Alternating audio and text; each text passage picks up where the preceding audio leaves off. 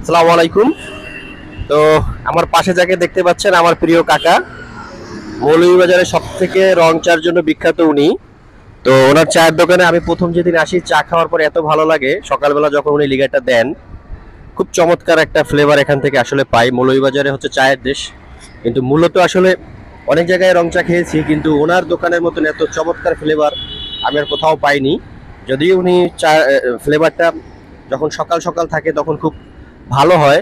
তো আমি জানতে চাই কাকার কাছে আসলে চায়ের এই যে এত চমৎকার মজা, এটা কিভাবে উনি তৈরি করেন যদি একটু বলতেন। সবাই বলতে চা লিগা চা আমি সকাল থেকে করলি, সকাল থেকে করলে পরে আমি লিগা লেবু আদা এগুলা যাবে বেশি। আচ্ছা আচ্ছা, এই আমার এগুলা হচ্ছে চা। এই হচ্ছে ওনার গোপন ইনগ্রেডিয়েন্টস।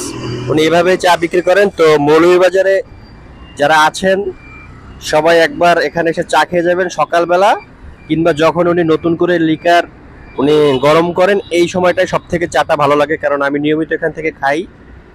তো চাটা খুব যথেষ্ট পরিমাণ ভালো।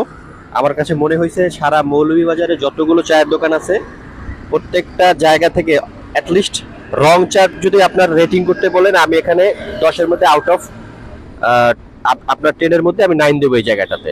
খুব চমৎকার চা বানান। তো ঠিক আছে চাচা, আপনাকে অসংখ্য ধন্যবাদ আচ্ছা, এত চমৎকার চা আমাদের জন্য উপহার দেওয়ার জন্য।